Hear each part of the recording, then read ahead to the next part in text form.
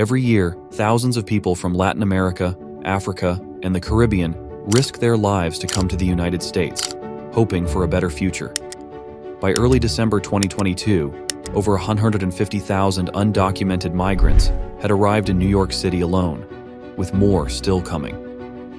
This has strained the city's resources, and other sanctuary cities like Denver and Chicago are facing similar challenges.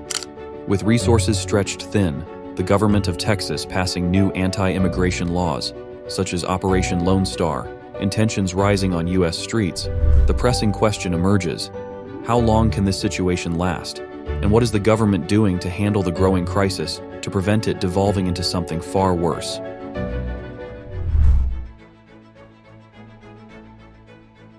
In March 2020, the former President of the United States invoked Title 42, which was a public health order enacted to curb the spread of infectious diseases in the country. Before this, migrants could cross illegally, request asylum, and be admitted into the United States. They would then undergo screening and often be released to await their immigration cases. But, under Title 42, these migrants were promptly deported and denied the right to seek asylum. However, because of the lack of real consequences for illegally crossing the border, many migrants returned after the dissolution of Title 42 in an attempt to enter the U.S.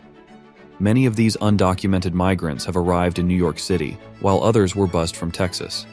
A huge number of these immigrants find themselves homeless, seeking shelter from the city, which is legally obliged to provide for those in need.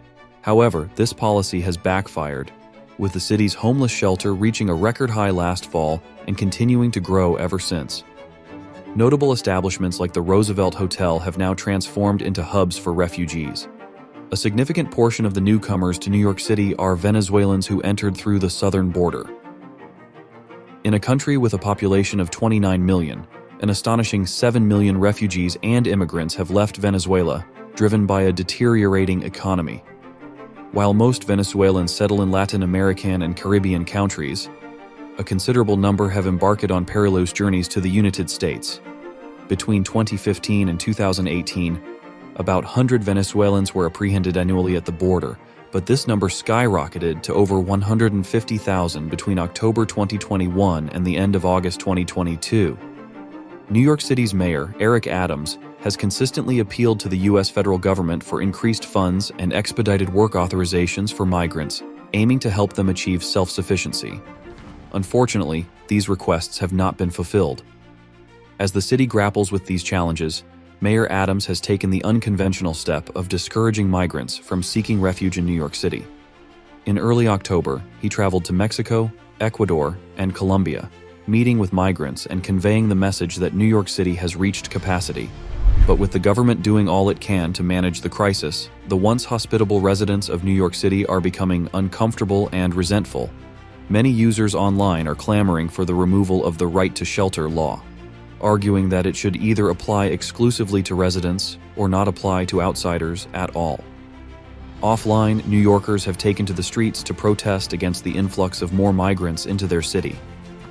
But New York City isn't the only city being stretched thin.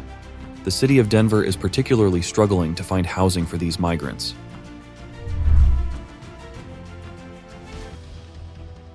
Denver has been hit the hardest by the year-long migrant crisis among cities across the nation, with Mayor Mike Johnston claiming his city has received more migrants per capita than any other.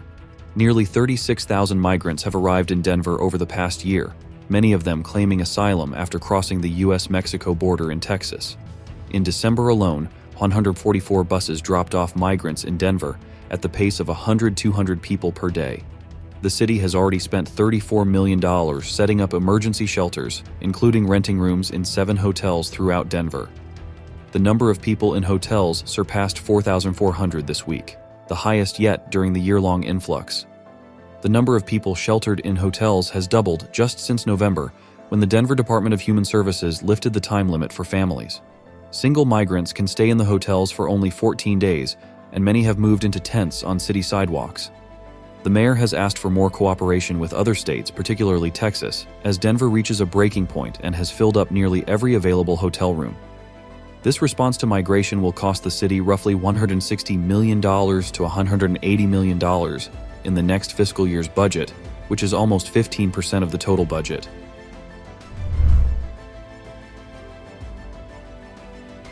Houston is a vast and diverse metropolis famous for its robust economy, cultural diversity, and ties to space exploration. Immigrants here constitute over a third of the labor force in sectors like agriculture, construction, manufacturing, professional services, entertainment, and food services, according to the Center for Houston's Future. Notably, over 40% of Houston's doctors, petroleum engineers, and scientists are foreign-born, as per the center's analysis. However, a concerning precedent emerged in April, with over 275,000 illegal border crossings nationwide, underlining the escalating issue of illegal entries during the Biden administration. President Joe Biden's choice to grant mass parole to millions of undocumented individuals, enabling them to remain illegally in the United States, has been criticized by numerous Texans who argue that it exacerbates the harmful effects of rising illegal immigration on our society. Since Biden's inauguration, over 6.2 million illegal aliens have been encountered at the nation's borders, and more than 2 million have been released into the nation's interior. Unfortunately, a considerable number have engaged in criminal activities after settling. In 2023 alone, Border Patrol agents have encountered thousands of illegal aliens with prior criminal convictions, including assault, rape, and murder. The true extent of crimes committed by illegal aliens remains unknown because there are also over 1.5 million unaccounted for gotaways since Biden's term began.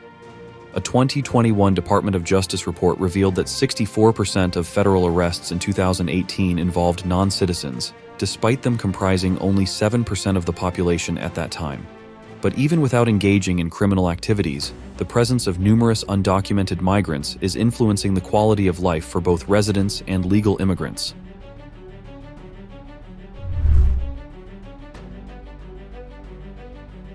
Welcome to Atlantic City, New Jersey, a place famous for its boardwalk, casino gambling, sandy beaches, and breathtaking views of the Atlantic Ocean, and is also the dream home for thousands of foreign individuals seeking greener pastures in the United States.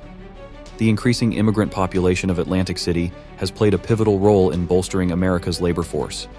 As baby boomers retire, younger immigrants step in to address crucial gaps in the job market. Nationally, immigrants are more likely to possess advanced degrees compared to their U.S.-born counterparts. However, they are also more likely to have an education level lower than high school. As such, immigrants can fill vital shortages across the skill spectrum, from high-tech roles to positions in agriculture, hospitality, and services. Yet, the presence of illegal immigrants has repercussions on the quality of life for the natives. A recent study by the Center for Immigration Studies highlights a crucial concern. The report reveals that illegal immigrants pose a net fiscal burden, receiving more in government services than they contribute in taxes. Contrary to assumptions of laziness or fraud, illegal immigrants exhibit high work rates and pay certain taxes, such as income and payroll taxes. However, their overall financial drain stems from a lower average education level, resulting in diminished earnings and tax payments.